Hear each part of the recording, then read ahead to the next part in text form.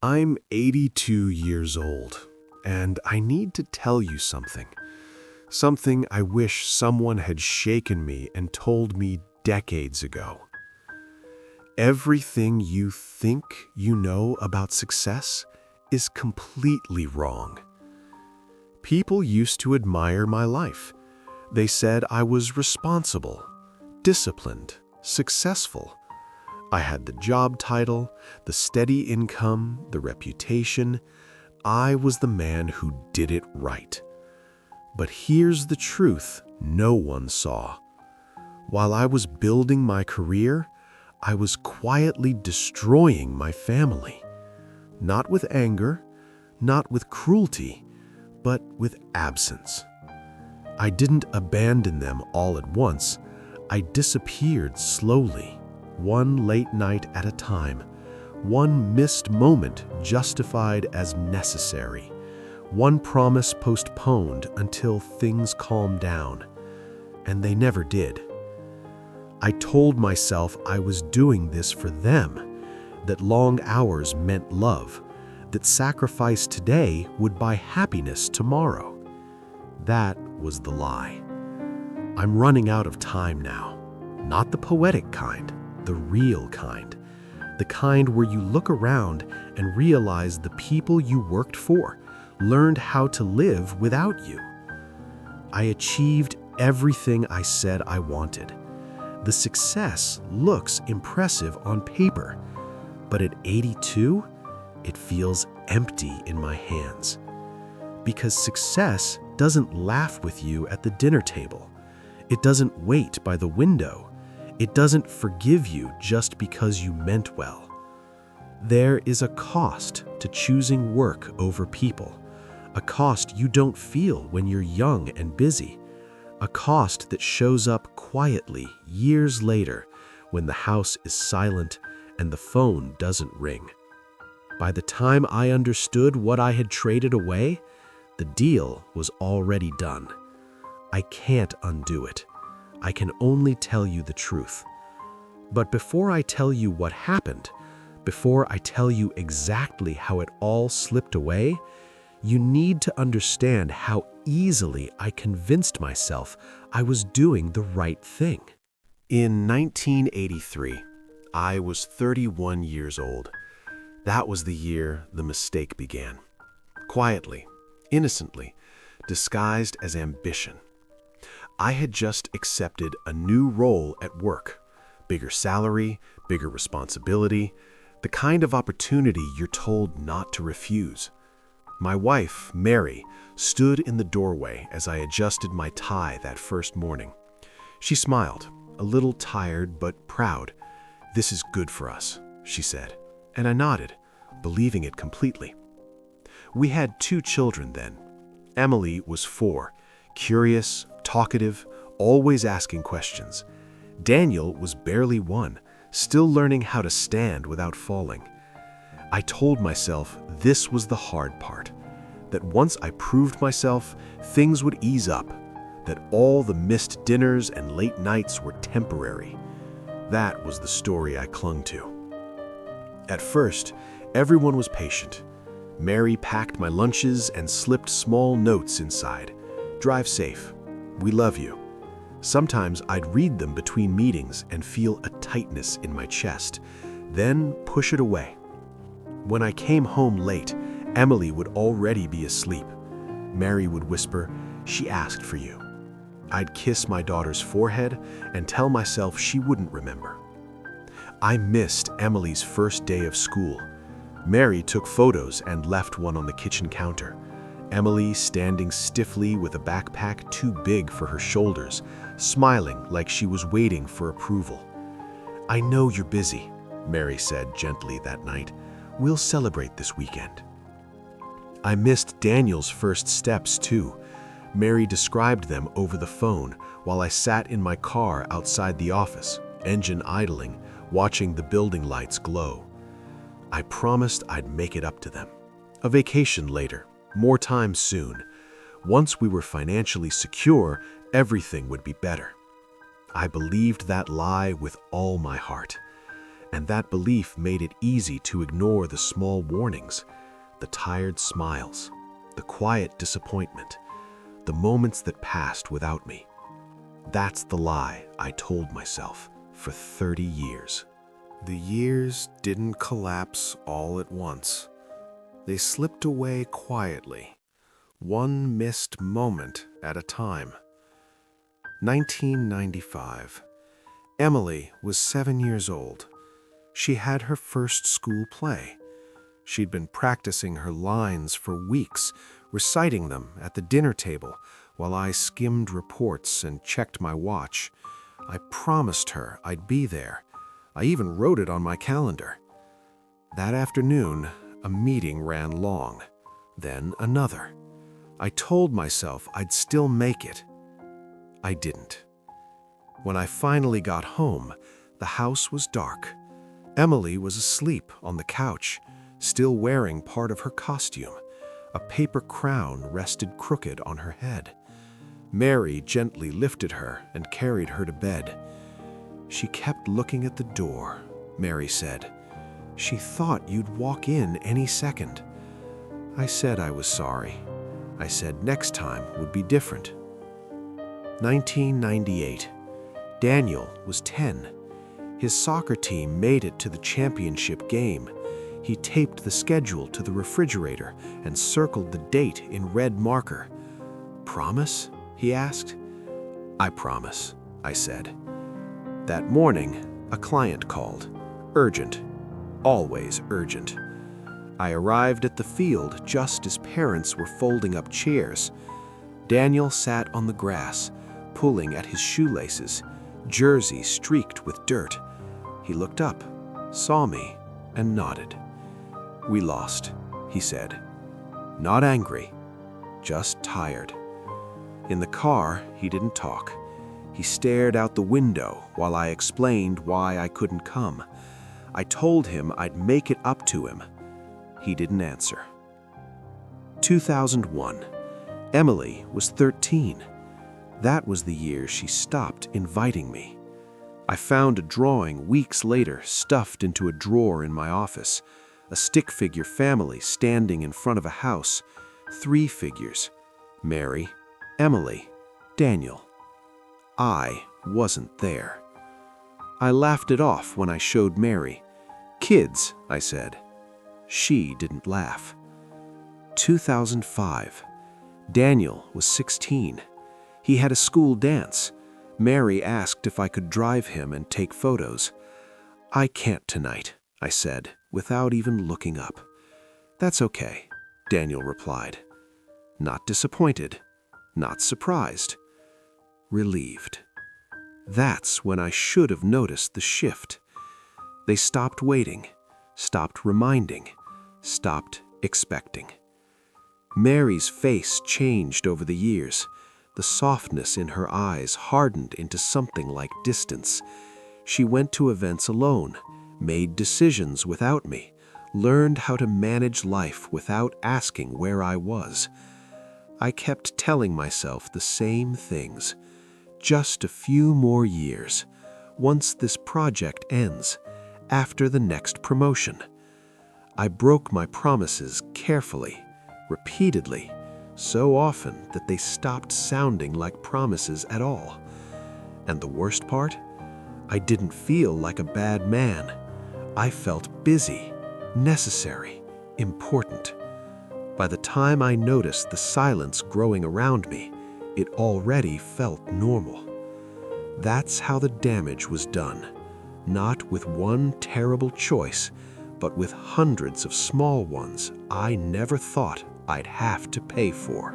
2012. I was 59 years old. Daniel was graduating from college. This time, I didn't just say I'd be there. I promised it. I took the day off work. I booked the drive. I told everyone in the office I was unavailable. That morning, as I was putting on my jacket, my phone rang. A client. A serious issue. The kind that makes your stomach tighten. "I'll call you back," I said. I meant it. I drove halfway to the campus before pulling into a parking lot. Just 10 minutes, I told myself. I stepped out of the car, phone pressed to my ear, pacing between white lines while the voice on the other end explained the problem. 10 minutes became 30. 30 became an hour. By the time I looked at my watch, my hands were shaking. I drove the rest of the way in silence. The ceremony was over when I arrived.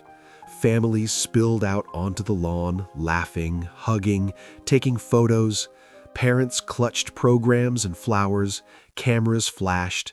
Names were called again and again. Names I didn't hear. I spotted Mary near the steps. Daniel stood beside her, cap under his arm. I expected anger. I expected disappointment. What I saw was something worse. He wasn't surprised. "Oh," he said when he saw me, "you made it." Not in time. Not really. Later that evening, the three of us sat at the kitchen table, the same table where birthday candles had been lit, homework had been spread out, plans had once been made together. Mary folded her hands in front of her. "You missed everything," she said quietly. "I tried," I replied. "There was a situation at work." She looked at me then, really looked. "No," she said, "you did what you always do. You chose it." Daniel didn't speak. He stared at the table, jaw tight. "I thought I was doing this for you," I said. Mary shook her head. "You were doing it because it made you feel needed." That should have been my wake-up call, but it wasn't. A year later, Mary moved out. No shouting, no drama, just boxes neatly packed. "I can't keep living like I'm alone when I'm married," she said. And standing in the doorway, watching her leave, I finally understood the truth. I hadn't lost my family all at once. I had lost them slowly, and realized it only when there was nothing left to fix. I retired the way people hope to retire. A long career behind me, commendations, speeches, a watch engraved with my name in years of service. Everyone shook my hand and told me how much I'd given. I went home to an empty house. The silence was immediate, not peaceful, heavy. No footsteps in the hallway, no voices drifting from another room, just the low hum of appliances and my own breathing. I tried to fix what I had broken. I really did. I started calling more often, leaving voicemails. "I was thinking about you. Let's get lunch sometime." Emily answered politely, her tone careful, distant. Daniel replied to texts with one-word responses. We were civil now, pleasant, but we weren't close. At Emily's wedding, I gave a short speech. I talked about how proud I was, how fast time goes. People applauded. She hugged me afterward and said, "Thank you for coming." Thanked me, like I was a guest, not her father. I see my grandchildren on holidays, birthdays sometimes. They smile at me. They're kind. They call me by my first name. They don't run toward me. They don't know me well enough to. I bring gifts, too many. Toys, books, money tucked into cards. None of it bridges the distance. When I sit with them, there's a careful politeness in the air. Conversations stay light, safe. No history, no shared memories to fall back on. I scroll through old photos sometimes. School plays I didn't attend, games I missed, smiles I wasn't there to see in real time. This is the cruel irony. I have everything I worked for: financial security, comfort, time, and no one to share it in the way that matters. There are things that can be rebuilt: careers, savings, reputation. Time with your children isn't one of them. The thing that haunts me most isn't the arguments we had or the words left unsaid. It's the moments that never happened at all. Because absence doesn't leave scars you can point to. It leaves empty spaces, and those spaces never fill back in. Here's what it took me 82 years to learn. The lie everyone believes is simple. If you work hard enough now, you'll have time later. That sounds reasonable, responsible even. It's also completely wrong. Here's the truth no one tells you when you're young and chasing success. Your job does not love you. It can't. Your company doesn't remember your late nights. It doesn't care about the birthdays you missed or the dinners you skipped. One day, you'll be replaced, efficiently and without ceremony. But your family? They remember everything. They remember the empty chair at the table. They remember looking for you in the crowd. They remember the promises that turned into patterns. Success feels permanent when you're building it, but it's temporary, fragile, replaceable. Relationships are the opposite. They're built slowly, and they're lost the same way. Here's another truth I learned too late.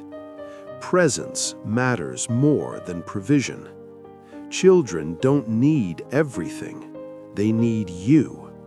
They need your attention more than your income, your time more than your gifts, your listening more than your lectures. The cruel irony is this: you sacrifice the people you love to give them a better life, only to discover the life you gave them doesn't include you. Here's what really lasts. Not your title, not your achievements, not the money you made. What lasts is who was there, who showed up, who chose people when it was inconvenient. Employees forget. Family remembers. Very friendly and very slow speaking. If I could speak to my 31-year-old self, I would say this: stop believing that busyness equals importance. Stop thinking the next promotion is worth missing a bedtime. Stop postponing love for some future better moment. Start showing up for the small things. Start being present at dinners, games, school events, even if it's inconvenient. Start listening more than you're listening to yourself talk about work. Stop chasing approval that will never satisfy you. Stop thinking money or accolades will fix the emptiness you're creating. Stop thinking your presence can be postponed. It can't. Start prioritizing people over prestige. Start valuing moments over meetings. Start embracing the messy, noisy, chaotic beauty of being there. One small hand in yours at bedtime is worth more than 1,000 raises. A quiet smile from a child waiting for you is more meaningful than 100 trophies. Because one day they will stop asking. One day they will stop expecting. And by the time you realize what you've lost, it may be too late. The truth I wish I had understood then is simple. Love is a choice you make in the present. Presence is not something you can buy later. Everything else, the promotions, the money, the prestige, will be there. But the moments, those won't wait. I see you out there, checking emails at the dinner table, missing birthdays because work is important, promising soon when your child asks for 10 minutes of your time. You're lying to them, and worse, you're lying to yourself. Every day you put career before connection, every just one more meeting, every late night that keeps you from home, you're filling an account that doesn't matter. Time is the currency you can't earn back. Every missed recital, every game, every bedtime story, it's gone forever, and no one will refund it. You think there's always tomorrow. There isn't. Things will never slow down. There will always be another email, another deadline, another excuse. Life keeps moving, and it doesn't pause for your important work. Your spouse notices, your children notice, and one day they stop expecting, they stop asking, they stop waiting. And then, when you finally want to be there, it's too late. You still have time, but only if you start now. Turn off your laptop, close the office door, put your phone in another room. Be present, really present. Because once the silence has settled in, nothing, not money, not status, not achievements, can bring it back. Every moment you let slip is permanent. Every absence leaves a mark. You have a choice. Show up or watch the people you love grow distant, and live with the regret that you knew what mattered but chose otherwise. The clock is ticking. Don't let your life pass you by while you chase the wrong things. I'm 82 years old. I have success. I have accolades, a comfortable home, financial security, respect, and I have regret. I would give it all, the promotions, the awards, the wealth, for one ordinary dinner with my children when they were small, for one bedtime story I missed, for one game I promised to attend and didn't. But I can't have that. Time doesn't go backwards. Moments don't return. I can see my grandchildren now. I can smile at them, give them gifts, attend events, but they don't know me the way they could have. We're polite, we're cordial, but the warmth, the closeness, the unguarded love, that's gone. I am grateful for the life I built. I am grateful for what I accomplished, but I am painfully aware of what I lost in the process, and no amount of achievement can fill the emptiness left by absence. Here is the truth I want to leave behind. Love cannot wait. Presence cannot be postponed. The people who need you most, your family, your children, your loved ones, cannot be substituted with money, gifts, or promises. I am 82. I have everything, and I have nothing that truly matters. And the one thing I would trade all my success for is the time I never gave. Close your laptop. Put your phone down. Step away from the endless to-do list. Go home. Be present. Sit at the table. Listen, laugh, hug, ask questions, and really hear the answers. If this makes you uncomfortable, good. That discomfort is the warning you need. Stop telling yourself later. Stop thinking work can replace you. Stop believing there will always be another chance. Every missed soccer game, every forgotten bedtime, every postponed conversation is gone forever. You can't earn it back. You can't trade a bonus or a promotion for a moment lost. You still have time, but only if you start now. Call your child, sit with your spouse, play with your grandchild, put down your devices, look them in the eyes, be there. Share this message with someone you love. Ask them, are you really showing up today or just promising you will tomorrow? Time won't wait. Will you?